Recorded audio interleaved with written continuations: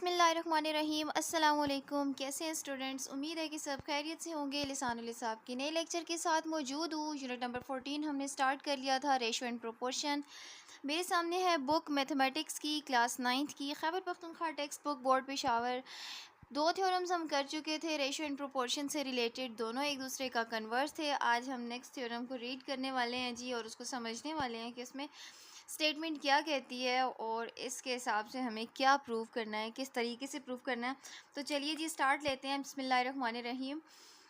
Statement ये कहती है कि the internal bisector of an angle of a triangle divides the side opposite to it in the ratio of the lengths of the sides containing the angles।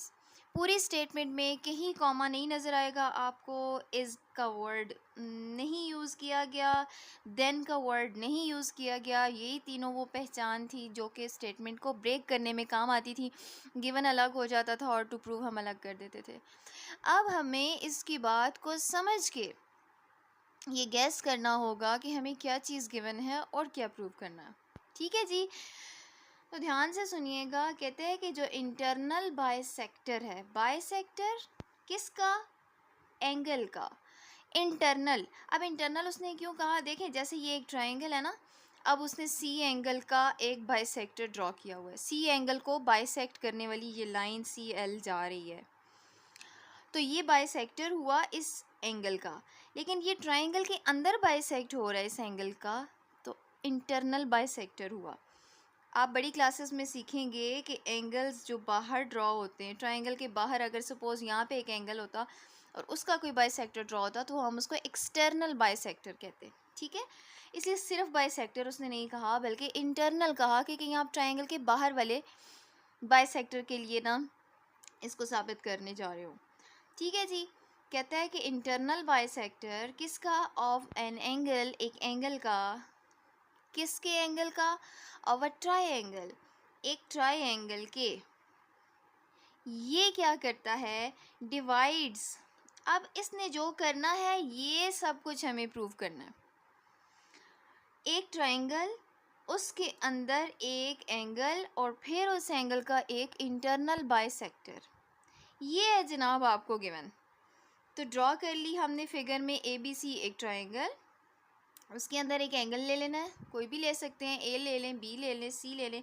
अब figure के हिसाब से सबसे exactly जो सामने आ रहा था वो यहाँ पे ही बन रहा था। अगर आप ए पे बनाना चाह रहे हैं तब भी ठीक है, बी पे बना लें, फिर उस हिसाब से कंस्ट्रक्शन कीजिएगा। अच्छा, फिर क्या करना है? और उसका इंटरनल बाइसेक्टर ड्रॉ करना है। इस एंगल सी का उसने बाइसेक्टर ड्रॉ किया, यानी ऐसी लाइन जो कि इस एंगल को दो इक्वल पार्ट्स में डिवाइड करती है। अब जब दो इक्वल पार्ट्स में डिवाइड किए तो उसके पास दो इक्वल एंगल्स बने, जिन्हें उसने एंगल 1 और 2 का नाम दे दिया। ये बाइसेक्टर ड्रॉ किया हुआ है, ठीक है, C L. It's all about given. यहाँ तक मैं आपको गिवन भी साथ बता देती हूँ। इन ट्राइंगल ए बी सी, ठीक है, ये आपके पास है triangle A B C. C L is the bisector of angle C. ये सी एल इस एंगल सी का बाइसेक्टर है। विच मीट्स या कट्स भी आप वर्ड यूज़ कर सकते हैं, जो कि जाके मीट कर रहा है किसको? अपोजिट साइड, यानी इस एंगल के सामने वाली जो साइड है वो ए बी आ रही है। ठीक है, अपोजिट साइड को मीट कर रहा है किस पॉइंट पे? एल पे जाके मीट कर रहा है। ठीक है, इट्स ऑल अबाउट गिवन। अब ये करता क्या है? स्टेटमेंट पे वापस आते हैं जी कि ये इंटरनल बाइसेक्टर क्या करता है? ये डिवाइड करेगा। किसको डिवाइड करता है? कि the side opposite to it, यानी इसी एंगल के अपोजिट जो साइड आ रही है इसको डिवाइड करता है। किस तरह से? In the ratio. किस रेशो में? Of the lengths of the sides containing the angles, यानी अपोजिट साइड तो उसने डिवाइड कर दी, ए एल और एल बी दो पार्ट्स में। इसकी रेशो बनानी है किसके साथ? कहते हैं उन दो साइड्स के साथ जिन्होंने इस एंगल को कंटेन किया हुआ है। यानी सी एंगल को देखें ना, सी ए और सी बी साइड ने कंटेन किया हुआ है इस एंगल को। तो अपोजिट साइड को उसने डिवाइड कर दिया ए एल और एल बी पार्ट्स में, और दो साइड्स जिन्होंने इस एंगल को कंटेन किया हुआ है वो हैं ए सी और बी सी। इन दोनों के साथ इस डिवीज़न की इन दोनों साइड्स के साथ आपने रेशो बनानी है और वो इक्वेट करना है, इक्वल करनी है। ठीक है जी, तो क्या मतलब क्या प्रूव करना है? अब देखें अपोजिट साइड की रेशो पहले ले रहा है लेफ्ट पे, A L by B L, this is A L, this is B L, L B भी कह सकते हैं क्योंकि डायरेक्शन तो है नहीं, ठीक है। तो A L by L B is equal to A C by B C. अब इस रेशो को आप यूं भी लिख सकते हैं, a C by B c is equal to a L by B l, ठीक है। पहले साइड्स के बारे में बोल दें और बाद में इसकी डिवीजन के बारे में बोल दें तब भी ठीक है। इसके अलावा आप यूँ भी बोल सकते हैं A L by A C is equal to B L by B C. ये सारी वो रेशोज़ में बोल रही हूँ जो मैंने फर्स्ट थ्योरम में आपको क्रॉलरी के टाइम एक्सप्लेन की थी कि आप ये 5-6 भी प्रूव कर सकते हैं, ठीक है। जो स्टूडेंट्स इसको पहले सुन रहे हैं तो मैं उनको सजेस्ट करती हूँ वो थ्योरम नंबर 14.1 को पहले अच्छे से समझ लें, ठीक है जी। इसी तरह से आप यहाँ से भी बोल सकते हैं B C by B L is equal to A C by A L, पहले यहाँ से फिर लेफ़्ट साइड से बोल दें तो रेशोज़ हर तरीके से ठीक होंगी। एनीवेज़ आपको ये प्रूव करना है। ये सब था जी गिवन और टू प्रूव। अब हम आ जाते हैं कंस्ट्रक्शन की तरफ। अभी जो उसने सी एंगल को कंसिडर किया, इसका ये बाइसेक्टर है सी एल, इसके पैरेलल इस बी से ही लाइन ड्रॉ की जा सकती है या इसके पैरेलल ए से भी ड्रॉ की जा सकती है, दोनों तरफ आप कंस्ट्रक्शन कर सकते हैं फॉर दिस सी। जो स्टूडेंट्स चाहते हैं कि हम ए एंगल को लें और उसकी बाइसेक्शन करें तो फिर वो पैरेलल लाइन बी से इस डायरेक्शन में या पैरेलल लाइन सी से इस डायरेक्शन में ड्रॉ करेंगे कंस्ट्रक्शन के टाइम। जो स्टूडेंट बी एंगल को कंसिडर कर रहा है और उसका एंगल बाइसेक्टर इस तरह से ड्रॉ होगा तो उसके पैरेलल बनेगा ए से या फिर सी से आगे लाइन जा रही होगी, ठीक है जी। तो इस लिहाज से आपने फिर कंस्ट्रक्शन भी उसी तरीके से करनी है जिस तरह से आपने बाइसेक्टर लेना है। अभी बिल्कुल सीधा सीधा आपको सी एंगल का नज़र आ रहा है तो उस हिसाब से बी पे भी ले सकते हैं, ए पे भी ले सकते हैं, ठीक हो गया जी।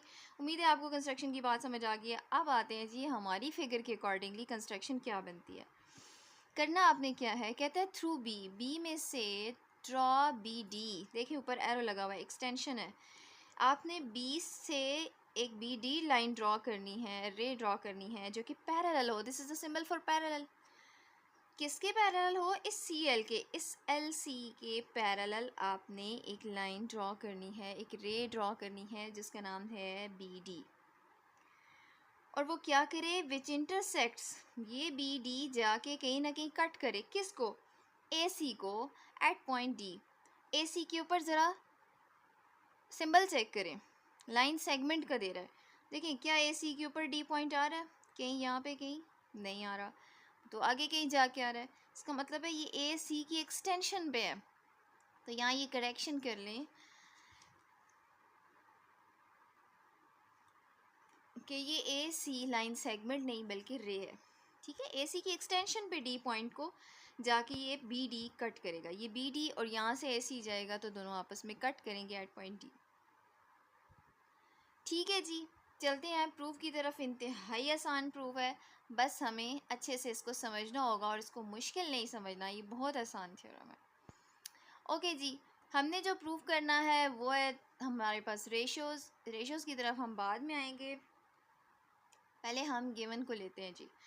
कहते हैं जैसा कि सी एल और बी डी आपस में पैरेलल हैं, ये तो बी डी तो कंस्ट्रक्शन में ड्रॉ हुआ, सी एल बी डी के क्यों पैरेलल है, क्योंकि हमने कंस्ट्रक्शन में ऐसा किया। Okay, therefore this is the symbol for therefore angle 2 is congruent to angle 3। अच्छा, जब यहाँ बी से डी की तरफ लाइन ड्रॉ हुई तो उसके पास जो एंगल्स बने, इसने इस एंगल को 3 का नाम दे दिया और वहाँ पे जो कट करके दोनों लाइंस मीट की हैं वहाँ एंगल डी बन गया, और डी पे 4 एंगल उसने नाम दे दिया। कहते हैं अगर ये दो लाइंस पैरेलल हैं तो इसका मतलब है ये एंगल 2 और ये एंगल 3 आपस में कॉन्ग्रुएंट हैं। क्यों जी? These are alternate angles. Alternate angles क्या होते हैं? अल्टरनेट एंगल्स जब दो लाइंस पैरेलल हों और एक तीसरी ट्रांसवर्सल उन्हें कट करके जा रही हो। इस वक्त C L B D parallel हैं और सी बी ट्रांसवर्सल का रोल प्ले कर रही है, उनको कट करके जा रही है। तो आप देख सकते हैं ये जो जी शेप में आ रहा है, जी हो गया या एन समझ लें, इनके अंदर अंदर आने वाले एंगल्स जो होते हैं उनको अल्टरनेट एंगल्स कहते हैं। मैं इसको अलग से ड्रॉ करके आपको दिखा देती हूँ ताकि आपको इसे समझने में आसानी हो। ये देखें, ये है ना आपकी फिगर में CL, और उसमें ये एंगल आ रहा है 2, और यहाँ पे जो BD ऊपर जा रहा था इसमें ये एंगल आ रहा है 3। तो आप देख सकते हैं ये Z शेप बन रही है। इसके अंदर अंदर इस तरह की पोजीशंस पे सीधा Z हो या उल्टा Z बन रहा हो, या सीधा N या उल्टा N बन रहा हो, इस टाइप की शेप्स में जो एंगल्स आ रहे होते हैं, शर्त ये है कि वो दो लाइंस पैरेलल हों और उन्हें ट्रांसवर्सल कट करे, तो ये एंगल्स होते हैं जी अल्टरनेट एंगल्स। ठीक है, इसलिए वो ये कहता है कि 2 और 3 आपस में कॉन्ग्रेंट है क्योंकि अल्टरनेट एंगल्स हैं। ओके, नेक्स्ट वो कहता है कि एंगल 1 कॉन्ग्रेंट है एंगल 4 के। देखें, एंगल 1 यहाँ पे और एंगल 4 देखिए कहाँ पे है। अब ज़रा दोबारा इस बात को समझिए, ये CL और BD पैरेलल हैं। अगर CB एक ट्रांसवर्सल का रोल प्ले कर रही है, इन दोनों पैरेलल लाइंस को कट कर रही है, तो इन्हीं दोनों पैरेलल लाइंस को एक AD लाइन भी तो कट कर रही है, ये भी तो ट्रांसवर्सल का रोल प्ले कर रही है। ठीक है, तो इस ट्रांसवर्सल के केस में सेम पोजीशंस बनने वाली, देखें जैसे ये और ये पोजीशन बनी, यहाँ 4 एंगल, ये एंगल 1, ऐसे सेम जिस तरह की शक्ल 4 एंगल के लिए थी उसी तरह की 1 के लिए थी। अब मैं इसको भी ड्रॉ कर देती हूँ। ये देखिए, ये है ना आपके पास इस तरह की, ये CL पैरेलल है BD के, ठीक है, और यहाँ एंगल 1 आ रहा है, यहाँ एंगल 4 आ रहा है। अब ये AD ट्रांसवर्सल का रोल प्ले कर रही है, इन दोनों लाइंस पैरेलल लाइंस को कट कर रही है, तो ये बिल्कुल सेम शेप में आ रहा है, ये ऐसे और यहाँ पे भी ऐसे। इन सेम शेप्स में आने वाले एंगल्स को करस्पॉन्डिंग एंगल्स कहते हैं। दैट्स वाई वो कह रहा है कि एंगल 1 जो है वो एंगल 4 के कॉन्ग्रेंट। ठीक है जी, ये हो गई करस्पॉन्डिंग एंगल्स। 2 कॉन्ग्रेंट है 3 के अल्टरनेट की वजह से, 1 कॉन्ग्रेंट है 4 के करस्पॉन्डिंग की वजह से। अब वो कहते हैं लेकिन एंगल 1 तो कॉन्ग्रेंट है एंगल 2 के। हम ऊपर कह रहे हैं एंगल 1 4 के कॉन्ग्रेंट है, एंगल 1 2 के क्यों कॉन्ग्रेंट है? जब CL अगर बाइसेक्टर है तो इसका मतलब है उसने C एंगल को 2 इक्वल पार्ट्स में डिवाइड किया ना, इसलिए वो गिवन का हवाला दे रहा है कि गिवन में बाइसेक्टर जो ड्रॉ हो गया तो फिर एंगल 1 और 2 दोनों कॉन्ग्रेंट हुए। अच्छा, अब ज़रा इन तीनों इक्वेशंस को समझें।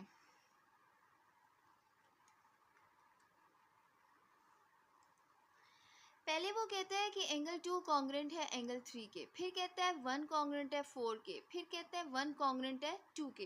तीनों इक्वेशंस की ज़रा तीनों को कंबाइन करते हैं। देखिए, एक बात 1 कॉन्ग्रेंट है 2 के,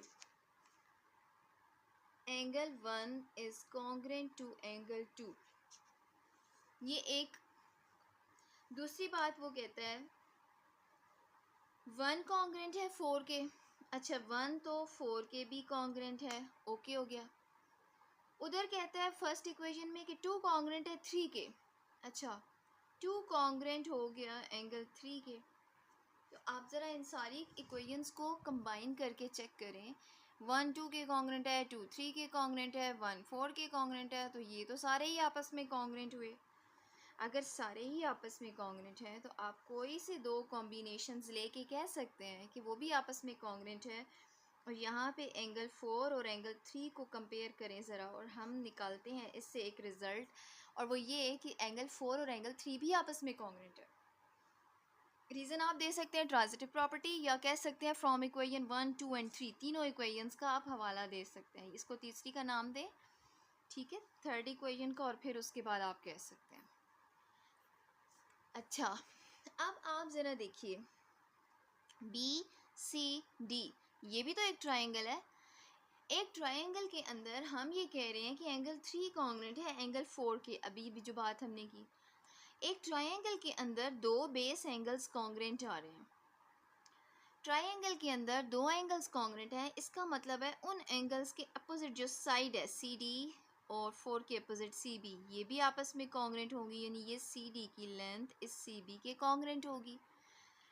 और ये तो बनती है एक आइसोसेलेस ट्राइंगल। ये तो एग्जैक्टली आइसोसेलेस ट्राइंगल में बेस एंगल्स कॉन्ग्रेंट हैं या अपोजिट, इनकी साइड्स भी ज़ाहिर है आपस में कॉन्ग्रेंट होंगी, तो ये तो आइसोसेलेस ट्राइंगल बनी। इसका मतलब ये है कि अगर 3 और 4 आपस में कॉन्ग्रेंट है तो सी बी और सी डी भी आपस में कॉन्ग्रेंट होंगे, hence B C and D C are congruent. Reason वो दे रहा है कि opposite sides of congruent angles, ये दो कॉन्ग्रेंट एंगल्स हैं तो इनकी अपोजिट साइड्स भी आपस में कॉन्ग्रेंट है। ये भी आप रीज़न लिख सकते हैं और इसको आइसोसेलेस ट्राइंगल भी कह सकते हैं, ये भी रीज़न में आ सकता है। ये बी सी और डी सी कॉन्ग्रेंट है, ये एक इम्पॉर्टेंट रिजल्ट है, इसको संभाल के रखें। और अब हम अपने प्रूफ के बिल्कुल करीब हैं, ठीक है, जो हमने रेशो को प्रूव करना है। अब वो ये कहता है कि ज़रा ट्राइंगल कंसिडर करें A B D. A B D ये बड़ी फिगर, ये पूरी भी तो एक ट्राइंगल है ख़ुद से भी, ठीक है। इस बड़ी ट्राइंगल में ज़रा आप रिकॉल करें जो हमने फर्स्ट थ्योरम पढ़ा था, उसमें हमने ये कहा कि अगर किसी ट्राइंगल के अंदर एक लाइन या एक लाइन सेगमेंट दो साइड्स को कट करके जा रही हो और वो तीसरी साइड के पैरेलल भी हो, ये सी एल इस पूरी ट्राइंगल की दो साइड्स यानी ए बी और ए डी साइड, इन दोनों साइड्स को कट भी कर रही है सी और एल पे, और ये लाइन सेगमेंट पैरेलल भी है इस तीसरी साइड के, तो वो डिवाइड्स देम प्रोपोर्शनली, यानी उनकी रेशो सेम है। कैसे?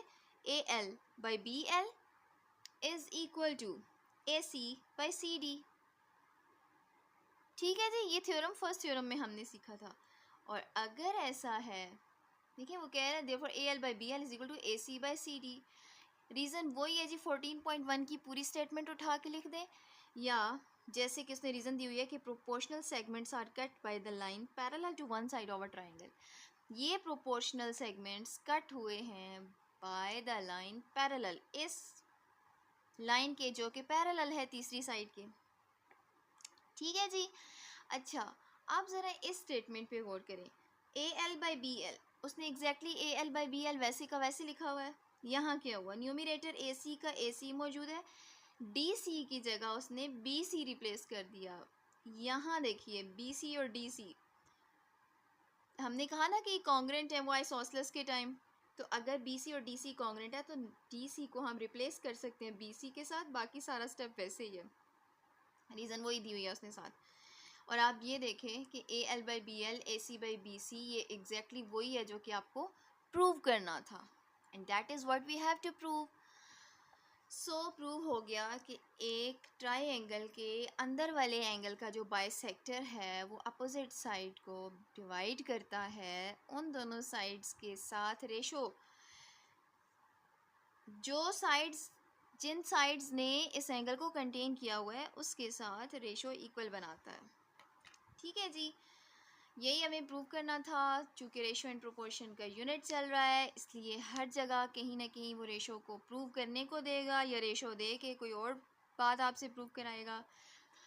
It's really an easy theorem. और आपको मैं ये भी बता दूँ कि ये इम्पॉर्टेंट थ्योरम है, ठीक है, 14.3, this is an important theorem. इसकी प्रैक्टिस अच्छे से कीजिए, कोई भी क्वेश्चन हो फिर भी कमेंट सेक्शन में ज़रूर कीजिए, आपको उसका आंसर किया जाएगा। नेक्स्ट वीडियो तक अल्लाह हाफिज़।